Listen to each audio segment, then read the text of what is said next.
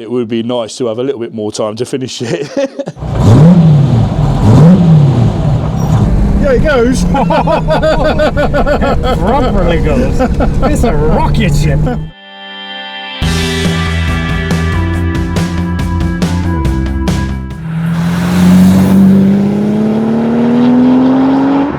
Hi and welcome to another video at PK Thornton Restoration. I'm Daz. And I'm Paul. And we're here to talk to you about the 4TPO restomod build. I think it's almost finished. We think. We're not 100% sure, but we're nearly there. Yeah, so. it's a lot more of a car than it has been, let's put it that way. Yeah, a lot more than a car than it ever has been, would you say? Yeah, Daz? it moves, drives and stops, and to be honest with you, I'm very proud of how it's come out. It's looking very, very, very good. Yeah, it's a pretty cool beast. Right, so I'm just going to run through some of the things we've done to the car on the bodywork side, the fabrication side, some of the problems we've come across while doing this, and some of the things we've learned that we may do slightly different next time or whenever we come and do a project like this again. As you can see, the headlights on this car, they were meant to mimic the Series 1 E-Type with the sunken headlights with the light bezels and the covers. Originally, the car being a Series 3 had the open lights which are slightly sat up above the wing, which used to have the chrome strip that ran down the bonnet. The customer didn't like all the extra chrome, so what we done was we sunk the lights down, remade all of the headlight bowl, and then eliminated the chrome strip by seam welding the entire bonnet.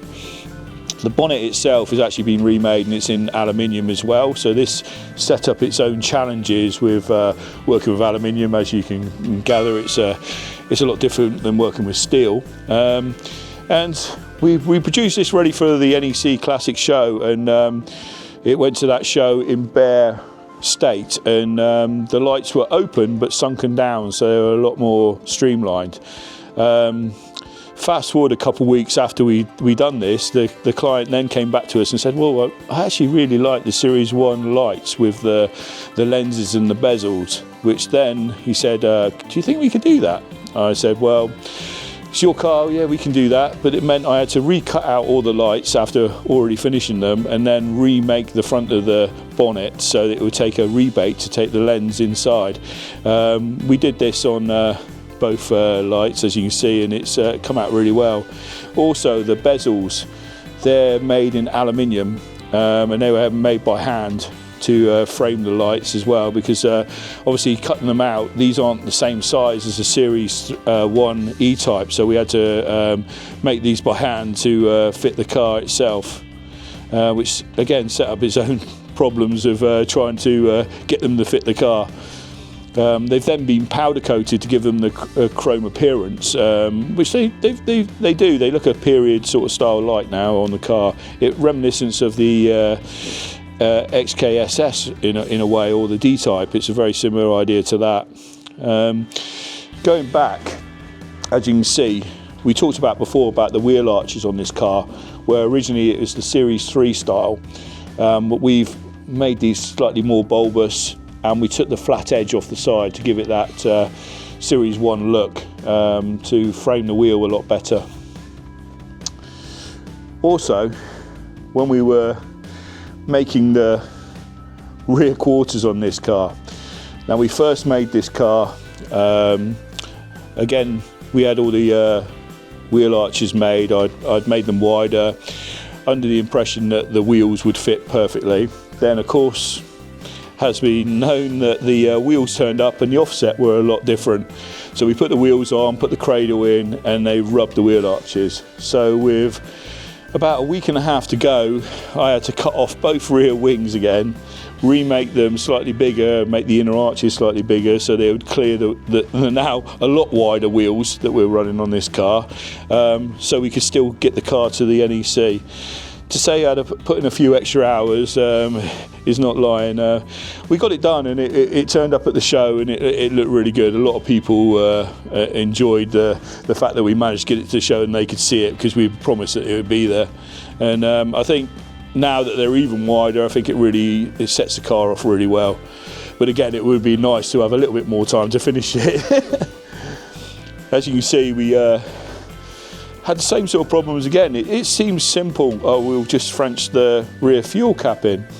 So we done that, which is fine. You think it is, until then you realise that the way that these Le Mans caps work is you put the base plate into the recess, and then the top cap screws onto that. So then we had to figure out a way of being able to do it with such a tight aperture around the fuel cap. So in the end we reverse engineered the bottom plate, threaded that, so now you actually thread the fuel cap in from the bottom of the wheel arch instead of having to screw the cap on. So again, it's a simple problem, but it still takes a lot of figuring out to get it to work right and work on the car. So you know, these are little problems that take time in developing and working out a way around it, just for the customer to have the car and the idea that he wanted. We talked about before about Frenching in the lights, and we Frenched in the fuel cap. The thing that makes this awkward again, of course, because the car's got so many different curves and different things on it, making the car symmetrical. So you make one side up, you think, oh, that's fantastic, and then the time is duplicating that to the other side and making it the same distance into the panel, same distance apart. Because the whole back end was made from scratch, you have to work purely off a centre line and then level everything up to the car.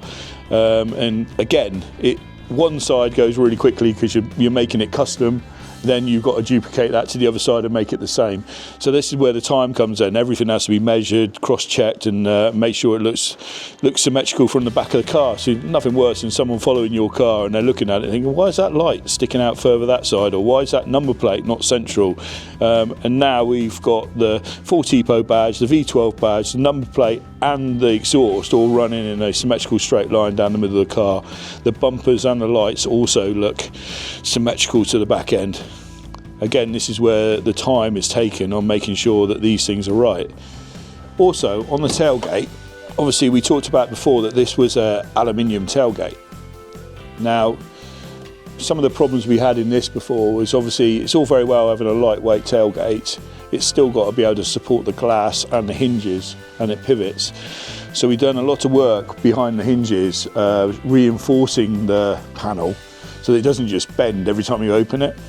Again, trial and error, trying to figure out what we could do with the panel.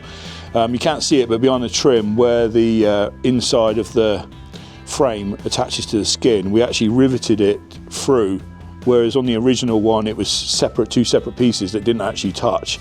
On this one we made it so that they touched and then we riveted through. You can't see it from the outside, but it's got countersunk hard rivets just to give it that rigidity throughout the frame, to help with the strength of the panel.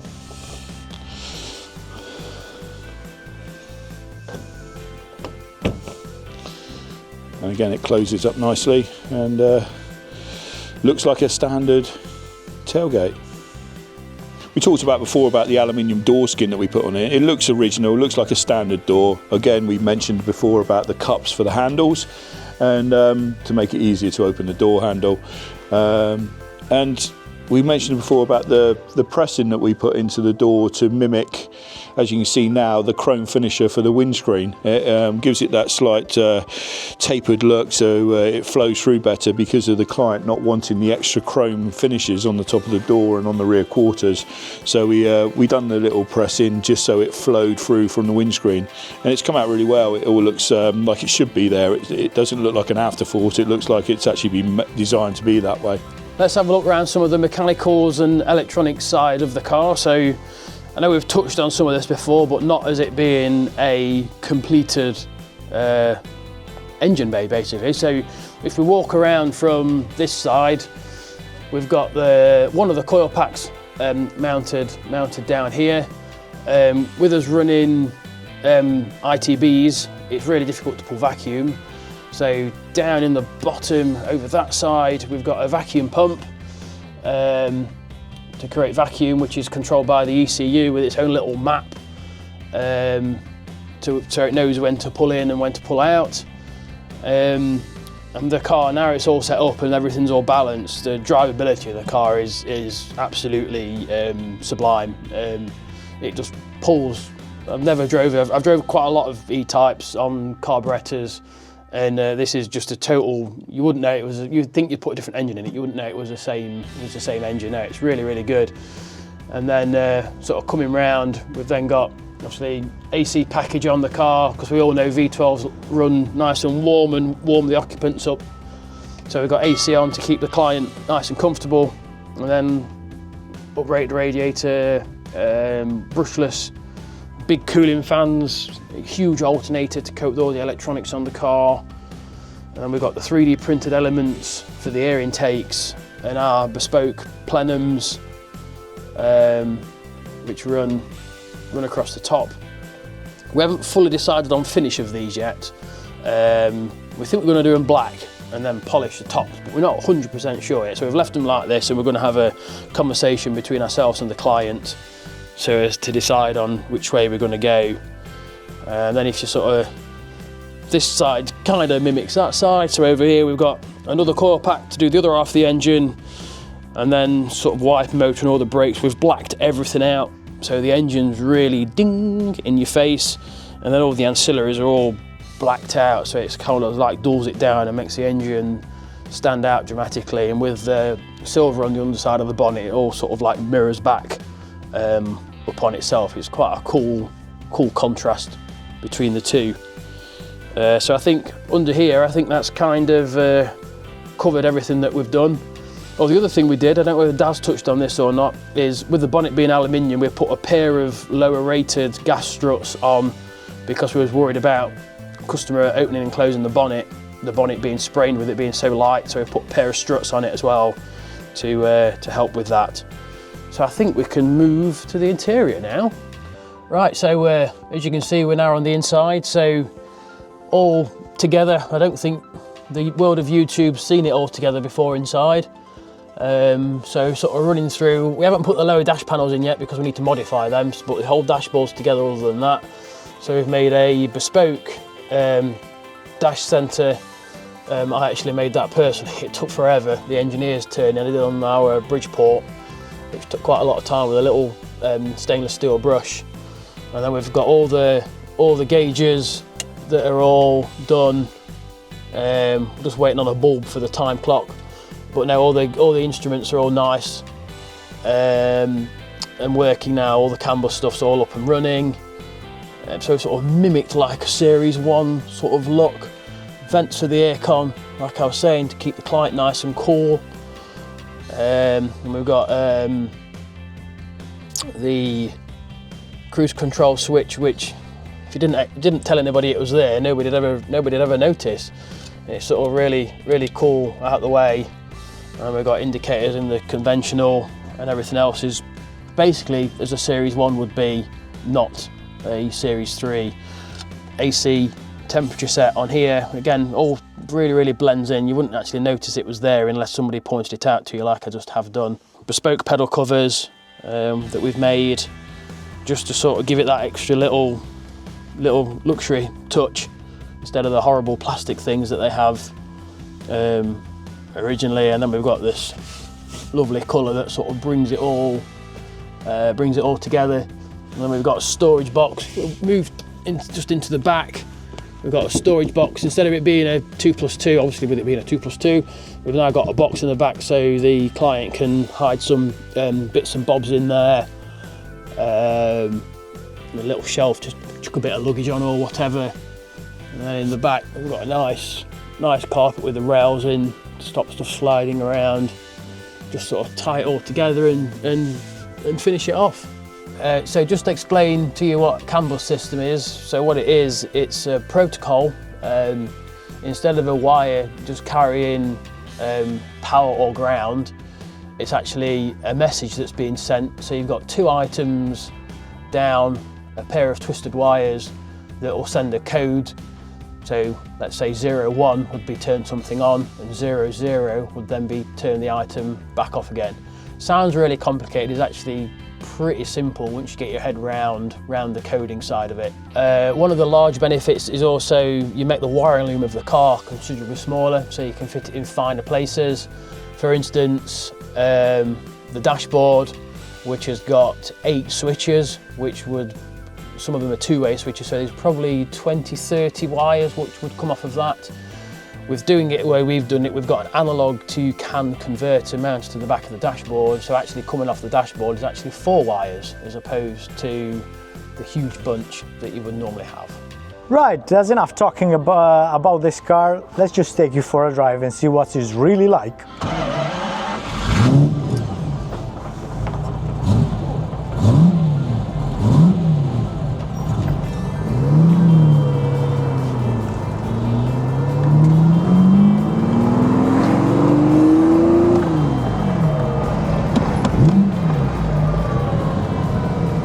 The pedals are really nice.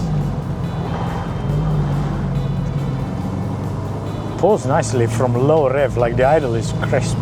It just idles nicely and then you build up to it. And once you press the pedal, it's just phenomenal. Look at that. Wait for it, wait for it.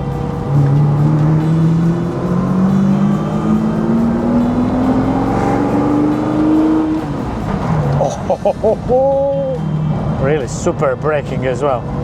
Very accurate. The steering is so light.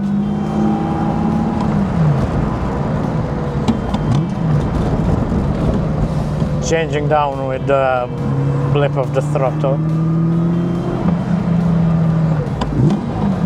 Ah, yes. We're just waiting for the bus to disappear.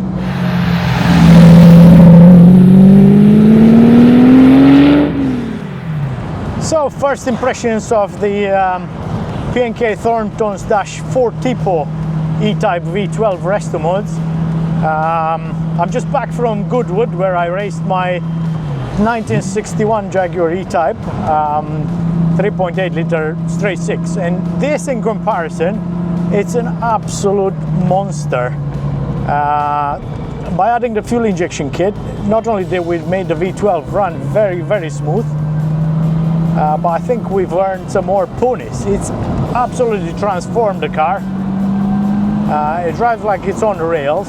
It is actually on semi-slick racing tires at the moment, so it's very grippy in the corners.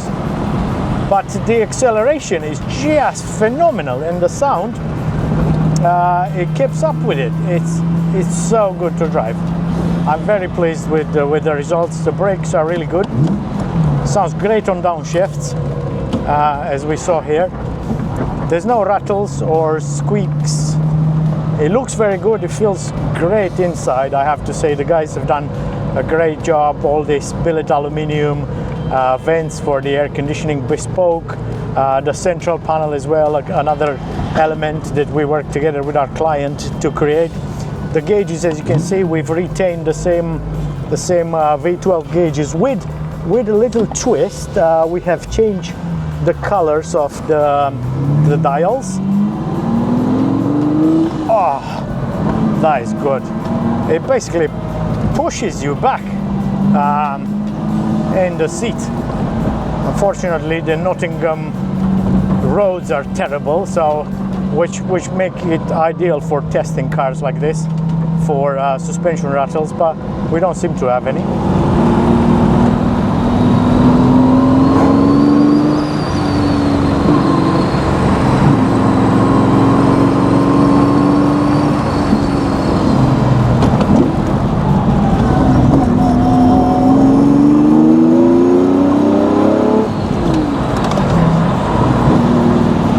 And now back to normal. Yeah, it goes.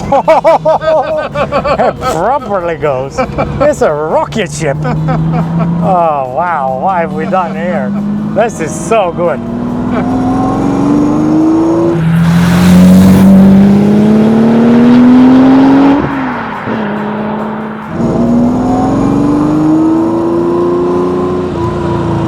Ooh, 6.1 liter of V12 goodness.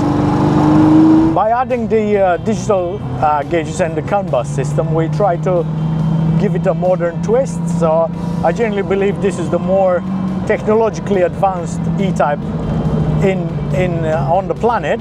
I don't know if it's the most powerful, but it's certainly a car with a twist, with a modern twist. So we gave it a new look on the outside by bringing in aluminium panels, like we mentioned previously, an aluminium bonnet, boot panel and doors. So we made the car lighter, but also with fuel injection and wasted spark. I think we made it drive as the next generation of the E-Type should have maybe driven the Series 4 that never existed. So this is a Series 3, but combining a lot of design elements from the Series 1, bringing it those enclosed headlights, those superb rear lights that are fringed into the bodywork, with the V12 engine, the 6.1 V12 engine that launches the car faster. We have fitted it with traction control and cruise control. We're running a very smart Max ECU setup. So a lot of technological wizardry has gone behind this dashboard that you maybe wouldn't expect for a car from the 1960s.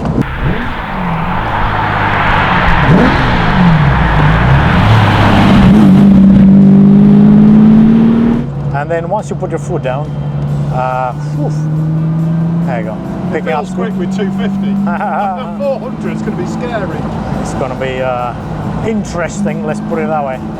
So what does a normal E-Type V12 have? It's close to 270, around 270 I would say. So it's a big transformation. We managed to get more power by using slightly different engine internals, porting of the cylinder heads, the bottom end obviously balanced and lightened flywheel,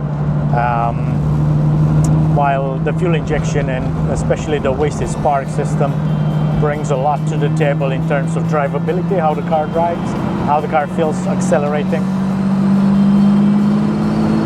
Definitely puts a big smile on anyone's face. Very, very different from a standard V12, I would say. Yeah, she's a bit of an animal.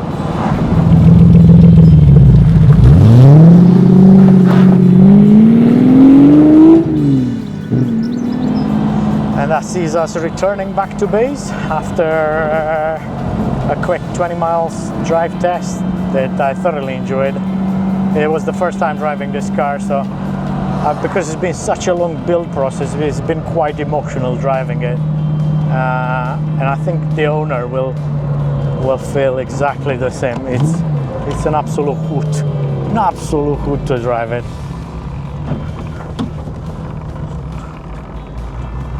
And with that being said, I hope you enjoyed this episode. This brings us to the end of our first E-Type V12 4-tipo resto mode.